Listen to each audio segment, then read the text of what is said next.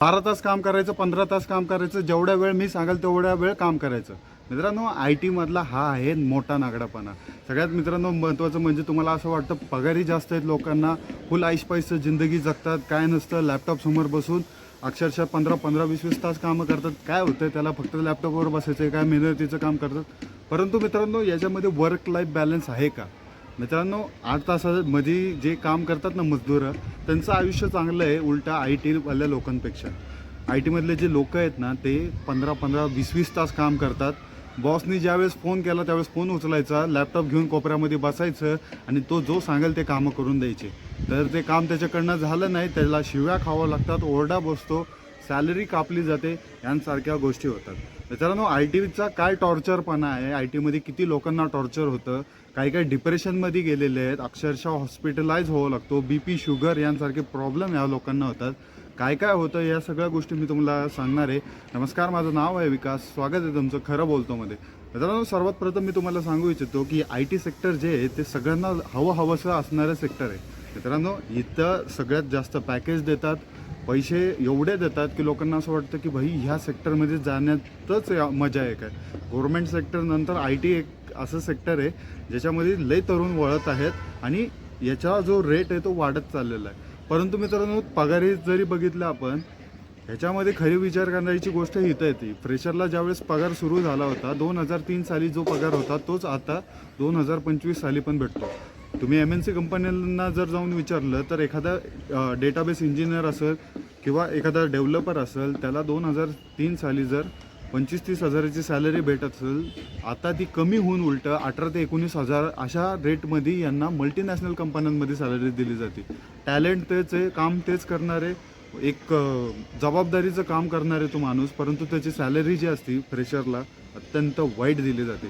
त्यानंतर मित्रांनो, सर्वात महत्त्वाचा घातक मुद्दा येतो की यांच्यामध्ये वर्क लाईफ बॅलन्स आहे का?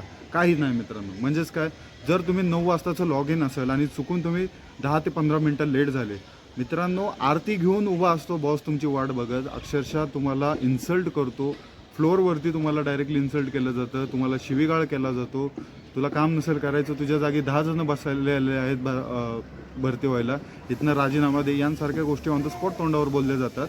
मित्रांनो, जाण्याचा टायमिंग नाही आहे, यायचं 9 वाजता, जायताना 12 वाजो 11 वाजो, काय म्हणजे यांचा एक स्पेसिफिक टाईम नसतो की या टायमिंगला तुमचं लॉगआउट असतं.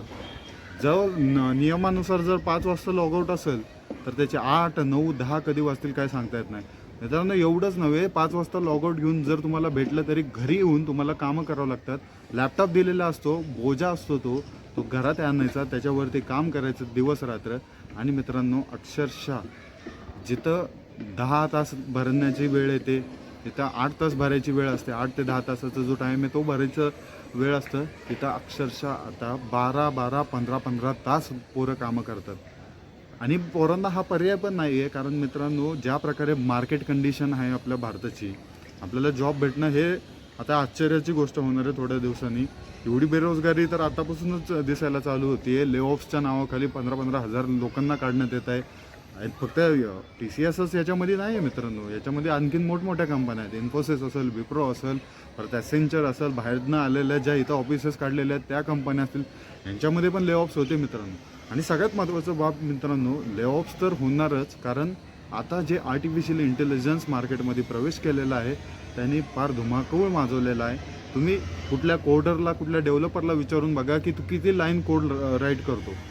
त्यांनी जर म्हणलं मी आहे ना पूर्ण कोड लिहित बसतो, मित्रांनो, त्याला देखील काढून टाकतील, कारण स्मार्ट वेने तो कामं करत नाही असा अर्थ होतो.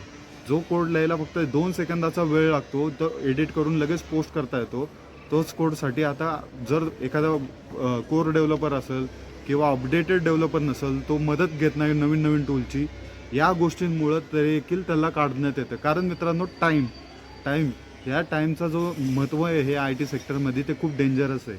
जर एखाद्या प्रोजेक्टची ड्युरेशन 3 महिन्याचा असेल तर तो 3 महिन्याच्या आधी जर कंप्लीट करून त्यांना दिलं तर क्लायंट खुश असतो, पैसा चालू राहतो, पुढचे प्रोजेक्ट पण कंपनीला भेटतात.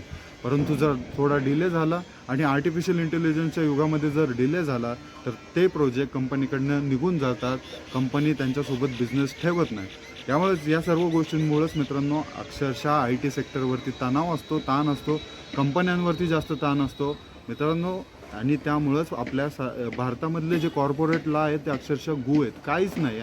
कॉर्पोरेट लॉ आहेत आपले एवढे घाणेरडे आहेत ना, अक्षरशः आपले काहीच जे एम्प्लॉईज आहेत ना त्यांच्या हिताचे काहीच लॉ नाही आहेत. तो एखाद्या एम्प्लॉईने कंप्लेंट जरी टाकली तर त्याचं पुढे जाऊन सुनावणी होती का नाही हे पण माहिती नाही. 12 तास काम करायचं तर 15 तास काम करायचं, हे कंपल्सरी तुम्हाला काम करायचंच आहे. ते तुम्हाला पैसे देतात म्हणल्यावरती काम करायचंच आहे.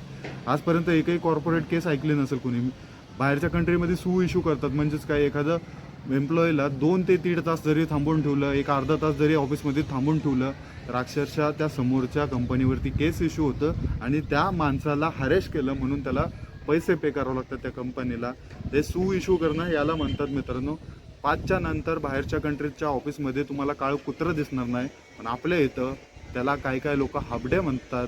अक्षरशः एवढ्या लवकर आहे ना तू कसं जाऊ शकतो कामावरनं, यांसारख्या स्टेटमेंट देतात मित्रांनो. एवढं घाणेरडं चाललं ना आपल्या भारतामध्ये. जे पण असेल ना, IT सेक्टर असेल, कुठलं पण कॉर्पोरेट वर्ल्ड असेल, मालकं येतात, कंपन्या एस्टॅब्लिश करतात, प्रॉफिटच्या नावाखाली 15 तास पोरांना बसून घ्यायचं, त्यांच्याकडनं काम करायचं, त्यांचं रक्त शोषून घ्यायचं, ढेकणासारखी वागणूक भेटते मित्रांनो.